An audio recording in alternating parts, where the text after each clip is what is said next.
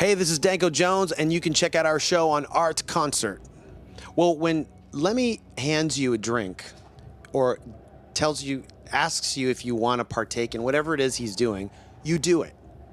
And it took me a while to figure that out. It didn't take me a while, but the first time I hesitated about it.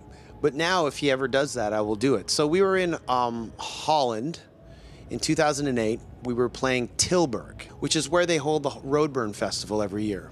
So we were opening up main support for Motorhead, and I walked by Lemmy's dressing room, and he motioned me to come into his room. So I walked in, and we talked a little bit. He showed me some of these things that he was working on. It was really a really cool meeting. And while he was doing this, he was, he had his bass tech Tim pour me drinks, and it's Jack and Coke, but if it's Lemmy, it's this much Coke and this much Jack. And I can't I'm not a drinker. I'm a lightweight. I'm a cheap date. So, I didn't know, because the adrenaline of hanging out with someone like Lemmy, it's just you're so excited. You're drinking. It wasn't really hitting me. And then when I could hear everybody upstairs start sound check, and I just said, I got to go upstairs. So I got up, and then I almost fell back. And Lemmy was like, oh, I can't remember what he says. He's like, be careful. And I just said, okay, I got to sit down. So we just kept going for a little bit more. And when I finally made my way upstairs, everybody there was like, what is up with that guy? What's wrong with him? He's not his usual complaining self. So I was really happy is what was the difference. Yeah, I told everybody, I'm like, I've been in Lemmy's dressing room. They put two and two together. It was all cool. I think if I had done it by myself in a room, everybody would have been mad at me. But the fact that I did it with Lemmy, everyone was like, oh, okay, you get a pass. So that was the last time I did it.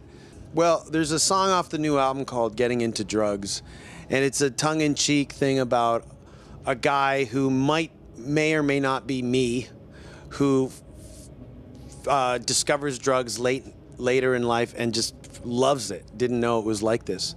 A little bit is about the fact that I don't do drugs and I don't drink, but I have in the past. So in writing the lyrics, I knew exactly the lingo to use and the feelings you get when you do get high. So I could put myself in that position easily.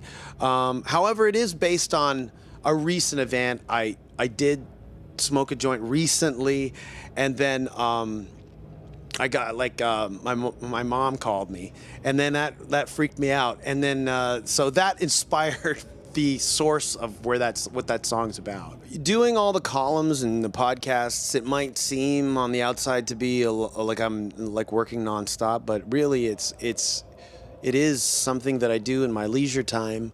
So I like to write. I write, a lot of it is garbage, but there's a 10% sliver which I think is worth reading. And so I usually spend my days off in a hotel room just punching the keyboard.